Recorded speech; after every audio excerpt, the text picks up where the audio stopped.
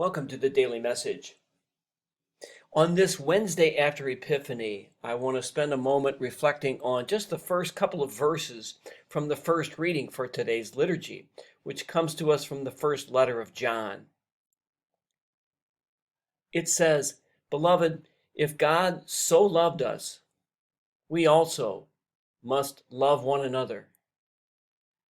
No one has ever seen God, yet if we love one another, God remains in us, and his love is brought to perfection in us."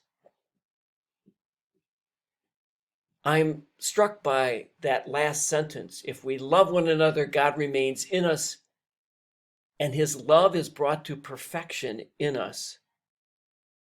That's a profound statement because it seems to be saying that God needs us to love each other.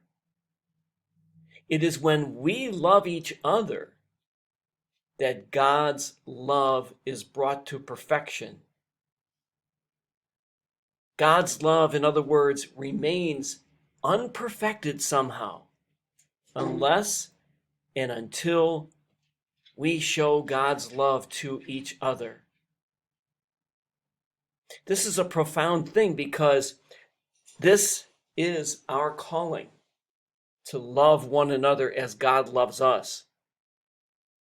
This is our gift. This is God's great gift to us.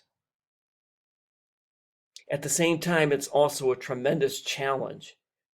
It's a tremendous challenge to love every human being whom we encounter, to love every human being, whether they're deserving of our love, whether we feel like loving them, no matter what.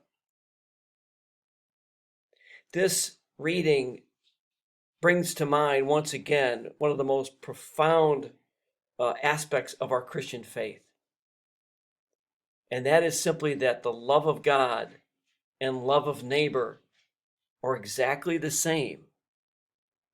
And so when we love the people in our lives and we love the people whom we encounter, no matter where we find them, we are sharing God's love with them.